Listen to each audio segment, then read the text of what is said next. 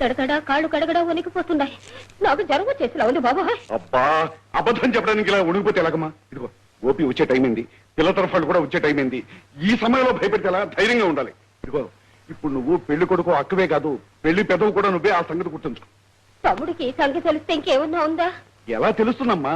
తెలియటానికి ఛాన్సే లేదు. వాడు ఎలా మాట్లాడాలో ఏం మాట్లాడాలో కాగితం మీద రాసిచ్చి మరి వచ్చాను. దుర్గా దుర్గా వాళ్ళు వచ్చేస్తున్నారు. నాడిగారు వాళ్ళు వచ్చేస్తున్నారు. దుర్గా వాళ్ళు వచ్చేస్తున్నారు. నాడిగారు వాళ్ళు వచ్చేస్తున్నారు. ఓ వస్తే రాని భయ్యా, నీ భయంతో మమ్మల్ని భయపెట్టి చంపుతున్నావు. రండి. ఏరా నారదనాయుడు, కులాసగా ఉన్నావా? నిన్ను చూసి చాలా కాలం అయింది. నువ్వు చిత్తూరు నుంచి వచ్చావని తెలిసింది. అక్కడక్కడ అడిగి నీ అడ్రస్ తెలుసుకోవడానికి నా తల ప్రాణం తోకొచ్చింది. వీడు నా కొడుకు లక్ష్మణరావు, ఇక నుంచి నీ కొడుకే అనుకో. ఇది నా కూతురు ఉమ్మ ఫోటో, ఇక నుంచి నీ కూతురే అనుకో. ఇదిగో నా భార్య అన్నపూర్ణమ్మ. వీళ్ళిద్దరూ నువ్వు చెప్పినట్టే వింటారు. నా కూతురికి ఎలాగైనా పెళ్లి అయ్యేటట్టు చూడరా. వెరీ గుడ్, బాగా చెప్పారు. కానీ ఇలా అప్పు చెప్పినట్టు ఫ్లాట్ గా చెప్పకూడదు. అప్పుడప్పుడు స్థాయిలు మారుస్తూ అందంగా చెప్పాలి. అది కూడా ఇప్పుడు కాదు, గోపి వచ్చిన తర్వాత వాళ్ళ ముందు చెప్పాలి. నానా ఆయన ఇంకా రాలేదు. అన్నీ రాసిచ్చిన ప్రకారమే చెప్పాను కదరా. అది కాదు నాన్న, ఆయన ఇంకా రాలేదు. నేనెక్కడ తప్పు చెప్పాను రా? షబ్బా, గోపి వచ్చే లోపల ఈ సొత్తనే సరిపోయేట్టుంది. ఏమమ్మా, కట్టుకున్న భార్య కదా, కాస్త అర్థమయ్యేటట్టు చెప్పలేవు. ఇలా అప్పు చెప్పినట్టు చెప్పకూడదు. మనలో మనం మాట్లాడుకున్నట్టు నేచురల్ గా చెప్పాలి. అది కూడా గోపి వచ్చిన తర్వాత చెప్పాలి. ఇదిగో బాబు, ముందు ఆయన తీసుకెళ్ళి బాగా తరఫీలో ఉండి. ఇదిగో ఈ ఫోటో తీసుకెళ్ళండి. నాన్నారా వెళ్ళారా? రే, నువ్వెక్కడ రాజ్యాలు తోకలాగా? అయ్యో, నాకు మళ్ళీ జ్వరం వచ్చేసింది. వీళ్ళు కొంప ముంచేసేలా ఉన్నారు. మావయ్య, పిల్ల తండ్రికి చూడా? కాస్త చెవుడు అంటే. అయ్యో, అరే ఎందుకమ్మా అలా భయపెడతావు? వాళ్ళ సంగతి నేను చూసుకుంటానుగా. ఇదిగో ఇప్పుడు ఆయన మన ముందు మాట్లాడాడు చూడు, అలాగే గోపి వచ్చిన తర్వాత వాడి ముందు మాట్లాడి ఒక మూల కూర్చుంటాడు. అంతేగాని మన నాటకానికి ఏం అడ్డాడు. అంతేనంటారా? అంతే. ఒకవేళ తమ్ముడు ఆయన దగ్గరికి వెళ్ళి మాట్లాడితే? ఏం మాట్లాడినా ఆయన తిరిగి మాట్లాడు, కేవలం తలుపుతాడు. అది కూడా కరెక్ట్ గా ఊపుతాడు. నీకేం భయం లేదు. అయ్యో, దుర్గా గోపి వచ్చాడు. నాడిగారు గోపి వచ్చాడు. దుర్గా గోపి వచ్చాడు. వాడికేం తెలియకూడదు. నువ్వు మెదలకుండా కూర్చుంటే వాడికేం తెలియదు. నువ్వు కూర్చో. ఏంటక్క ఎప్పుడు వచ్చావు? ఇప్పుడే వచ్చా. కప్పుకున్నావేంటి? ఏంటి చలిగా ఉంది. ఉండు డ్రెస్ చేంజ్ చేసుకొస్తాను. ఏం నాయుడు గారు బాగా అలసిపోయినట్టున్నారు. పెట్టావుగా బాబు 8 కండిషన్లు. వాటికి తగ్గ పిల్ల కోసం నేను వెదకని చోట్లేదు, తిరగని ఊర్లేదు. దొరుకుతుందండి, తప్పకుండా దొరుకుతుంది.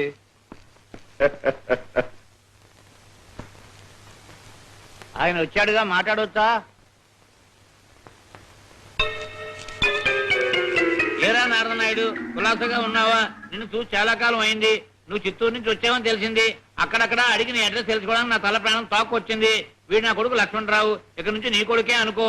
ఇది నా కూతురు ఉమ్మ ఫోటో, ఇక నుంచి నీ కూతురే అనుకో. ఇదిగో ఇవి నా భార్య అన్నపూర్ణ, ఇక నుంచి నీ భార్య అనుకో. వీళ్ళిద్దరూ నువ్వు చెప్పినట్టే వింటారు. ఎలాగైనా నా కూతురు పెళ్లి జరిపించరా. తప్పుతుందా? మీ ఫ్రెండా? అవును. పిల్లకి పెళ్లి కాలేదన్న బాధలో కొంచెం కన్ఫ్యూజ్ అయినట్టున్నాడు. కొంచెం కన్ఫ్యూజ్ అయ్యాడు. ఫేస్ వాష్ చేసుకొస్తాను. అలాగే. ఏమయ్యా, ఎక్కడ అలా కరెక్ట్ గా చెప్పాలో దారిలో మీ నాన్నకి ట్రైనింగ్ ఇచ్చి ఉండొచ్చుగా. ఇవ్వబట్టే ఈ మాత్రమేనా చెప్పారండి. సరే, అయిపోయింది, అది అయిపోయింది. ఇప్పుడు గోపిని బుట్లో వేసుకోవడం ముఖ్యం. చెప్పిన తర్వాత జ్ఞాపకం ఉందిగా. పద పద. అలాగే. రండి బాబు రండి. గోపి, ఈయన కాళ్ళు కడుక్కోవాలట. కడుకోమని బాబు, మీ చెల్లాయి ఏం చదివింది? బిఎస్సీ చదివిద్దాం అనుకున్నామండి, కానీ పరిస్థితులు బాగోలేక ఫస్ట్ ఇయర్ లోనే చదువు ఆపించేసాం. ఓహో అలాగా. కాళ్ళు కడుక్కోండి.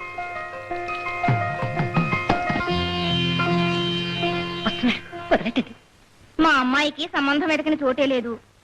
మా దూర బంధువు ఒక ఆయన బొంబాయిలో ఉన్నారు. అక్కడైనా ఒక సంబంధం కుదరకపోతుందా అని మా అమ్మాయిని 1 సంవత్సరం పాటు అక్కడ ఉంచాం. మాకు అల్లుడు దొరకడం మాట ఎలా ఉన్నా మా అమ్మాయికి హిందీ మాత్రం బాగా వంట పట్టింది. అయితే మీ అమ్మాయికి హిందీ బాగా వచ్చన్నమాట. ఎరా గోపి, కాఫీ కలిపేసేసానుగా, తీసుకో. ఇంతకీ మనం శాకాహారులమా మాంసాహారులమా? మనం శాకాహారులమేనండి. కాకపోతే మా చెల్లాయి వండితే మాత్రం కోడిగుడ్లైనా కొబ్బరి ముక్కలా తినేస్తాం. అదేమిటయ్యా అర్థం పర్థం లేకుండా మాట్లాడతాం? అర్థం లేకపోతుంది కానండి, అర్థం ఉందండి. ఇప్పుడు మా పక్కింటి వాళ్ళు మాంసాహారులు కదండి. వాళ్ళ అమ్మాయిను మా చెల్లాయి చాలా క్లోజ్ ఫ్రెండ్స్ అండి. మా చెల్లాయి ఎప్పుడు వాళ్ళ ఇంట్లోనే ఉంటుంది కదండి. అందుచేత వాళ్ళ నాన్ వెజిటేరియన్ వంటలన్నీ కూడా మా చెల్లాయికి బ్రహ్మాండంగా తెలుసు. అక్క, నేను బజార్ అలాగే. అవును, మీ ఇంట్లో మృదంగం చూశాను. ఎవరు వాయిస్తారు? ఇంకెవరు? మా తమ్ముడే. మా అమ్మాయి కూడా డాన్స్ చేస్తుంది, కానీ ఏం లాభం? ఏమిటి, మీ అమ్మాయికి డాన్స్ వచ్చా? వచ్చా.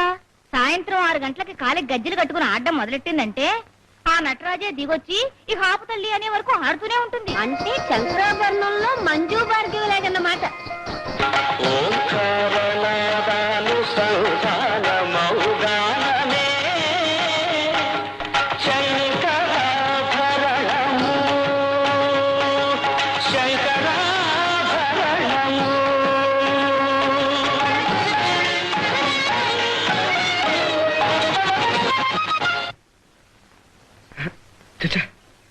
ఊహలో కూడా అమ్మాయి మొహం ఎలా ఉంటుందో సరిగ్గా తెలియటం లేదే. స్వయంగా చూడాలి. ఎన్సీసీ డ్రెస్ లో కూడా చాలా బలహీనంగా ఉందయా. మీరు ఊరుకోండి, వాడు వింటాడు.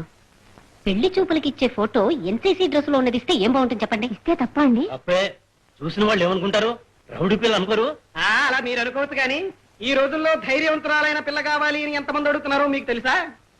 ఎన్సీసీలో చేరిందంటే తప్పకుండా ధైర్యవంతురాలై ఉండాలి. నా రెండో కండిషన్ ఓకే. సార్ ఏమిటి గోపి ఏమిటి? చాలా గొప్ప సార్. ఏమిటయ్యా? మా బావ మా అక్క నా కోసం చాలా మంది పిల్లల్ని చూశారు సార్. ఒక్క పిల్ల నచ్చలేదు. మీరు ఈ ఊరు వచ్చిన వేళ విశేషం ఏమిటో తక్కువ పిల్ల కుదిరింది. ఏమిటి పిల్ల కుదిరిందా? చూడండి ఫోటో.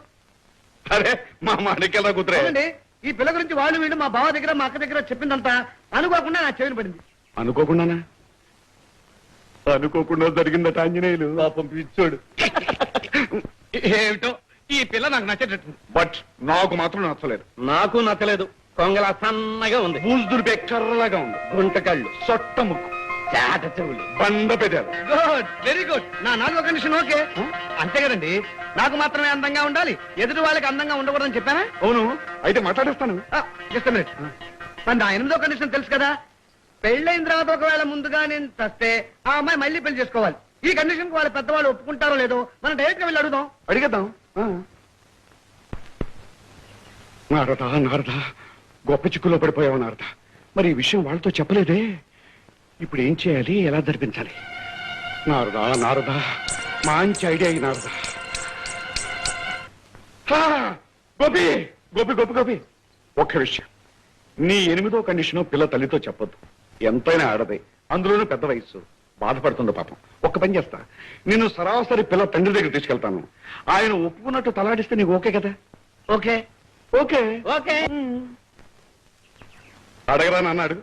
నమస్కారం సార్, మీ అమ్మాయి గురించి అన్ని విషయాలు తెలుసుకున్నాను. నాకు చాలా బాగా నచ్చింది.